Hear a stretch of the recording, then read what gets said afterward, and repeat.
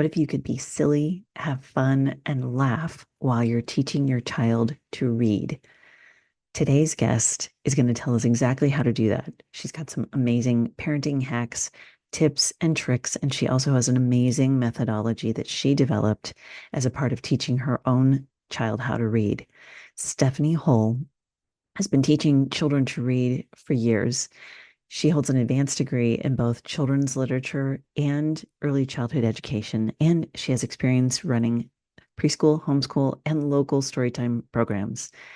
She developed the ABC See, Hear, Do Learn to Read method to help make early reading fun and easy for kids and their parents.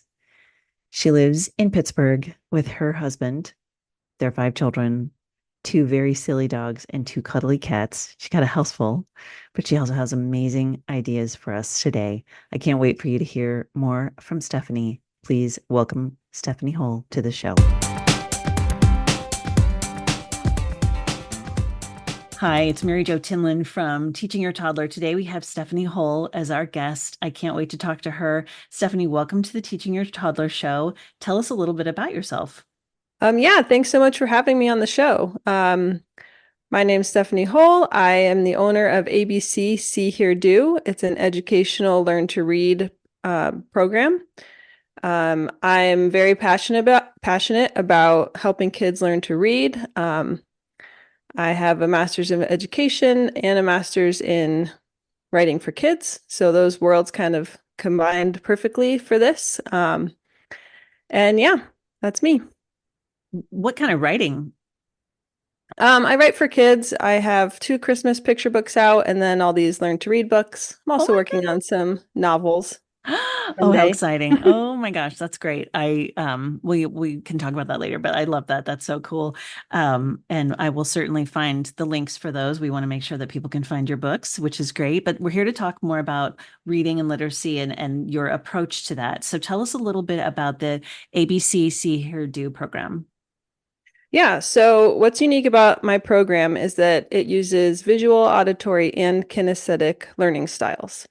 So most learn to read programs, you're learning phonics, you're just using basically visual and auditory methods. What my program does is it combines movement into that. So each letter has an animal and an action that goes with it.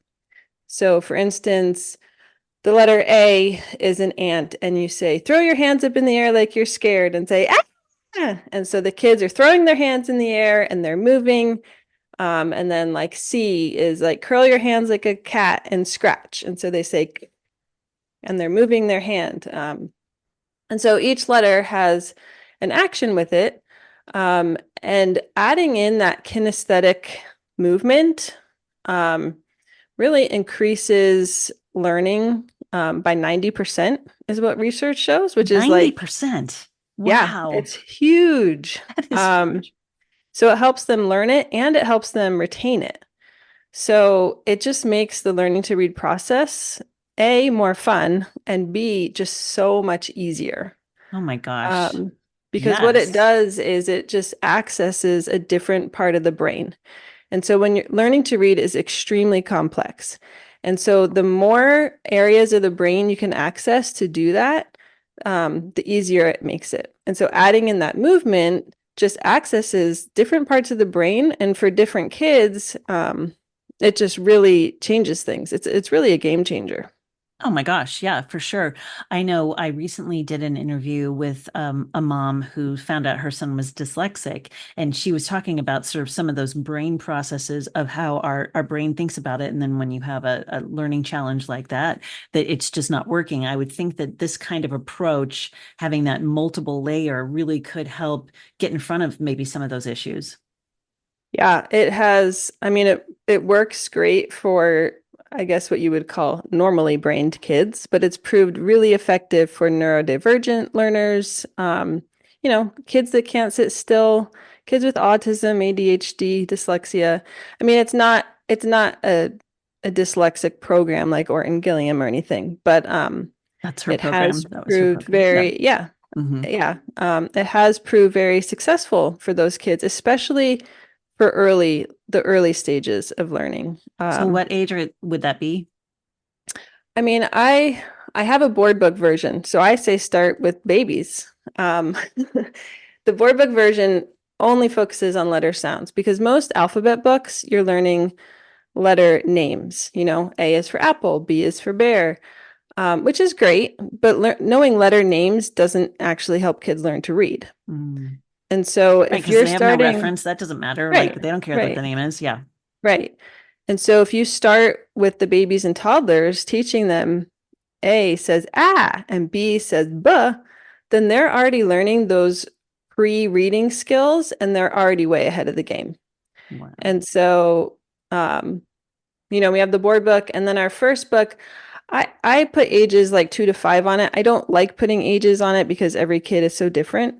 But 2-year-olds are fully capable of learning letter sounds and doing the actions. Like they love it. They think it's silly and fun. Um, and those are a lot of the pre-reading skills that kids need. And if they're not learning those things until they're in school, I mean, they're already kind of behind. And so learning those things early really makes a big difference. So if they are preschool, this is going to really fall on the parents Right. to get this implemented. Right. And I actually created this whole program for parents because I have 5 kids. And I've always been interested in education and learning, and I wanted to teach them all to read. I've homeschooled some. They've gone to public school. So we've done all the schoolings. Me Um, too. Yep. um, and so I taught my first 4 kids to read. My daughter, the oldest, was a big challenge. I did all the things wrong. And then my next 3 boys they were just easier kids, so it wasn't as hard. And then I had my 5th child, and I was like, nope, this is never going to work because I was using Teach Your Child to Read in 100 Easy Lessons, which is a great book. I mean, it worked. It worked. It didn't work well for my daughter. That's why it was a challenge. Mm. Like I'm not here to bash any books because those things obviously they do work. Sure. And different kids are Um, different kids, right? They're, right, yep. right. But for my youngest son, I was like, there's no way. He Mm. won't listen to me. He won't sit still. If he's Hmm. not, That sounds like my youngest. yeah, I Yep. mean, I was just like, there's no way. And I really wanted to find a different way to teach him to read. And I was actually working on my master's of education at the time. And so I thought, you know what? I had to do a research project and I was like, this is what I'm going to research. And I had seen a preschool teacher use movement to teach reading with one of my other kids and it worked so well and I was like, that's genius. But that method was designed specifically for a preschool classroom and it wasn't really like parent friendly. Mm. And I could not find anything that used movement that was parent friendly. Um, and I was really frustrated. And this was Mhm. also when I was, starting to write books for kids. And so I was like, you know what? I'm just going to write my own book. There you go. Make it And so. yeah. And so I did, and I tried it out with my son. He had just turned 4, and it clicked so fast for him.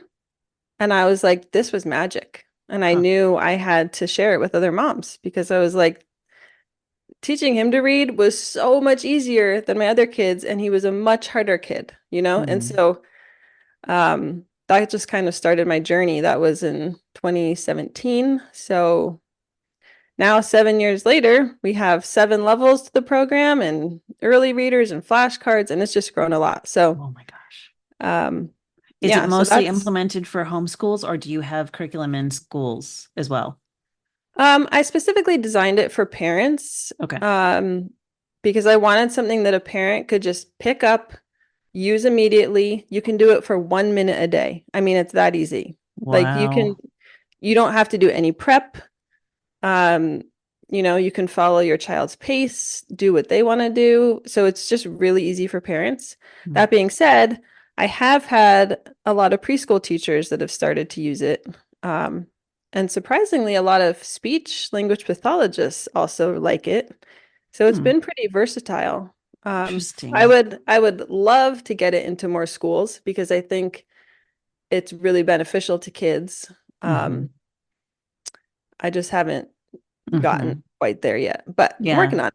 Oh my gosh, it sounds so, as you were saying this, and I know this is not exactly what you were talking about, but like my oldest son, when he was in fourth grade, he's in his early 20s now, but this was a little while ago. His teacher actually figured out that he needed a standing desk, and he never was diagnosed with any kind of challenge, but he just learned better standing, and he was a kinetic learner. He needed to get that into his body, and I thought that was really innovative back then to have her think that it was like she knows he can't sit still, and that's okay. And he got to sort of wiggle around, but standing up, and he was still a great student. He was able to do the work and everything, but just that small change, getting it into his body. And so I love this idea of like when you were saying that movement and the action and is associating that. And I know, like I used to homeschool, and we used the classical conversations curriculum that has a lot of singing and like putting things into your brain through songs, and just getting that different approach, I think, is so amazing.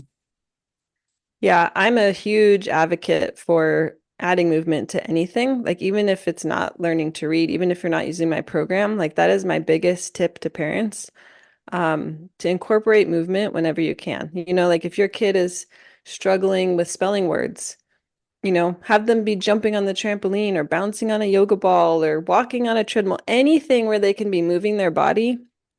It just opens up different parts of the brain. It helps them focus.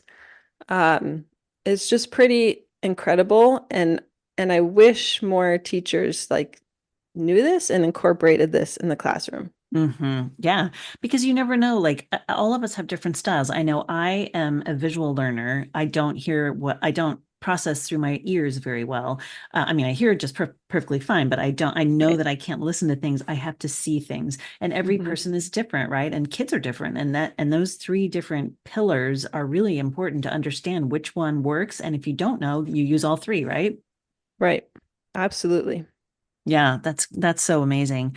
And so is there kind of an upper limit to this for a kid? I can't remember now with the dyslexia person I spoke to, but I feel like she said it was like 7 or 10 or something. Like if you don't have it in your brain by then, it's kind of a lost cause. Yeah. My program through level 7, we put up to age 8 on it. I have had older kids that are special needs use it. I mean, I think it's super beneficial to older kids, but like the illustrations are definitely for younger kids. So I think sometimes if they're older, they're like, that's too babyish. Mm-hmm. Um, but I've definitely had like some 11-year-olds with autism use the program really effectively. Things like that. I I actually listened to that episode on dyslexia this morning, and Oh. it was awesome. I had so many, yes, I was just like, yes, yes, yes. Oh, good. Thank you. Um, but yeah, so what I have found is that, especially in public school, kindergarten through second grade is when kids are learning to read. Once they're in third grade, they're reading to learn. And it is a huge jump. And Mm-hmm. so that's usually around, third grade's usually 8 or 9-year-olds. So if your child is not a really solid reader by third grade, then they're really going to struggle because everything in school is you have to be good at Dependent on reading. reading. Yeah, Yes. it Yep. really is. And if you're not, everything's frustrating. Everything's hard, and then they just start to fall behind and then they hate school and then they think they're dumb. It's just this, Mm-hmm. it's I just have a this 16-year-old who tells me that all the time, yeah, unfortunately, which is sad because now what do I do, right? He's 16. yeah. Yeah. And so this is why I'm so passionate and like advocate so much for kids learning when they're young, and they have to have a really strong foundation. And all the research shows that phonics is the best way for kids to learn to read. Yes. Um, That was one of the things that came up in that dyslexia episode is that she found out that a lot of the schools had abandoned that, and that now these kids, they're just not learning. yeah, it's kind of scary the percentage of kids that are not at reading level. Like it's mind-blowing actually, and Yes, it very is. alarming. Very much for And the future of so our country, honestly, right? yes, yes. Yep. And and I think, that's one of the myths about learning to read is that people think, oh, kids will just pick it up. But that is not true. I mean, there are some, I think I read like 1 to 7% of kids can pick it up, That's a very small percentage. Wow. Less than 10%. Wow. Yeah. So like 92 to 99% of Mhm. kids, they have to be taught to read. It's not something normal and natural that our brains will just figure out. Right. Which, learning to speak is. And I think that's why a lot of people confuse that because you do learn language naturally, but you do not learn to read naturally.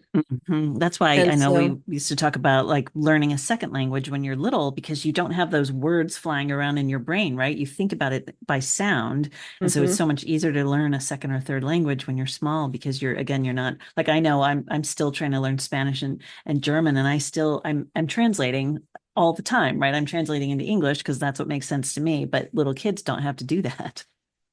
Right. And little kids, like their brains are sponges. They can pick up things so quickly. And so, I just think the earlier you can start with those early pre-reading skills, the better prepared they'll be. And even if your child's in kindergarten, first grade, and they do not have a strong foundation in phonics, like I tell people, people will be like, oh, well, my kid can sort of read, CVC words like consonant, vowel, consonant. Mm. So should I start with level 3 or 4? And I'm like, no, unless they can read those CVC words like in a snap, you stick with level 1 or 2 until it's mastered because they have to have a strong foundation in that. Otherwise, it's just frustrating. Their reading is slow. They don't understand. They have to spend so much time thinking about how to read the word that by the time they read it, they don't even know what they're reading. Yes. Uh, so Yep. I really recommend going slowly and building a really strong foundation before you try to get really complicated. All right. So go slow and start as early as you can and make sure you're using all the three different things. So However, you I will say when I say start as early as you can, I'm definitely not saying like make your child sit down and be like, we're going to learn these things. Like, absolutely not. right, It right, should right. all be play based, all fun. And Yes. that's the whole goal of my books and my company is making learning to read fun. Like it should be silly. You should be laughing. You should be Mhm. playing games, doing sensory activities. Never is it like, we're going to sit here for 20 minutes and practice these flashcards. No, Like especially if that's they're 2 years old, right? right, right. Yeah. Right. I love that you have the board book. I mean, that's like a nighttime thing or quiet time or whatever. Those are such good introductory things. And then they get used to that. And then you can introduce them further into the programs as they get older, I'm assuming, right? Yeah, absolutely. And like Mhm. preschools, I think nowadays do a really good job of teaching kids letters, but it's still, again, it's almost always letter names. And Not sounds. where we really need to shift that focus is to letter sounds.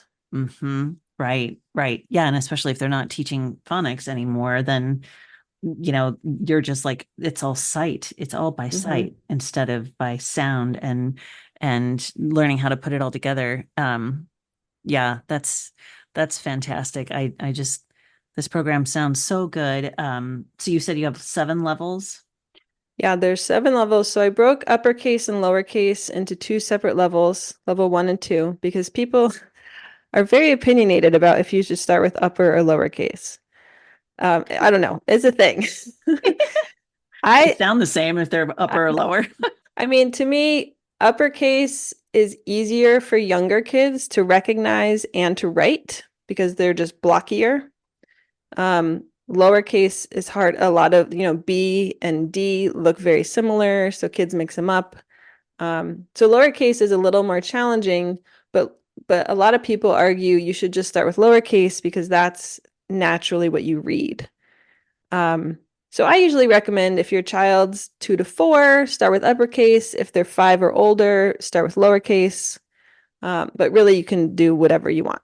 Um, and then it goes into blended beginning sounds, where you're learning that like CH makes the ch sound. And then level 4 is blended ending sounds, where you're learning like ing and like those types of patterns. Then level 5 is long vowels, which is I think the trickiest book. Mm. Long vowels are, and the way I set that up is each long vowel has one animal in action, and then each page of the book is dedicated to the different letter combinations that make that long vowel sound. So like the long E, you have EE and EA and Y and all those different things. Then we Hmm. have sight words, and then level 7 is irregular sounds, which, okay, that's also tricky because English is just weird. Yeah. Is that like the schwa sound? Yeah. Remember that? The Mm. schwa and the other, like, how C can make an S sound, Mm. um, how D, G, E can make the J sound, All the all French those words. all those weird things that happen.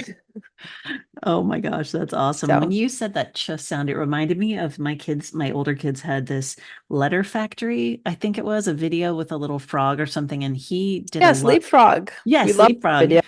Yes, yes, those were so good. And they would Hmm. actually like reference that. They remembered that. It was in their brain. And I thought that was so good because it was all sound based and they could see those letters, but as going along the factory whatever thing. But Yeah, I'm a big fan of those leapfrog videos. Those were great. yeah, they are. That's hilarious. Oh my gosh. Well, this is so good. What else do parents need to know that I maybe I didn't ask you yet? Um, One other thing I'll say is that we do have early readers, where, okay, so one of my biggest pet peeves about kids' books is that early readers are almost always way too hard. Oh, Especially if it's like a character or, if it's a Pokemon book or a Superman book, kids cannot read half of the words in those books. And sure, they like looking through them, they like the pictures, whatever. Um, but it doesn't really help reading skills and it doesn't help reading confidence. So a lot of times kids, a parent, they don't know. So they say, oh, it says level 1 or early reader. And so they hand the book to their kid, and then their kid's like, I can't actually read this. It's full of sight words. oh. It's full of things they can't sound out. Then they're And then discouraged and they don't like it. frustrated and they're like, oh, I must be stupid because I can't read this, or. Hmm. Um, so I've created early readers where, like, if they finish the level 1 book, then you can give them an early reader where they can read every single word in the book. There's nothing that they have not already learned from that main book. And so it just builds a lot of confidence. Um, so that's one thing, like just recognize as parents, if you're checking early readers out from the library, just make sure you're finding ones that actually fit your child's reading level. I mean, Hmm. obviously there can be 1 or 2 or 3 words they don't know, Sure. right? But if you open to a page and they can't read 5, 6, 7 of the words on the page, it's too hard for them. Okay. So Okay. That's good.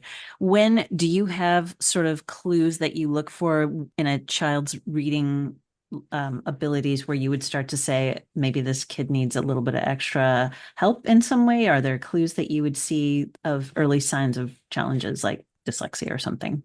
um, So there are a number of reading disabilities. Dyslexia, there's um, I'm blanking on the name of it. Ones with comprehension, where they can decode, but they're not actually understanding what they're reading. Um, it's kind of tricky because I think the common go-to advice is wait, and like it's hard to really know those things till your kid is like 7 or 8. But then Okay. again, by that age, often it feels a little too late. So, um, but I mean, it's hard to say because every kid develops so differently.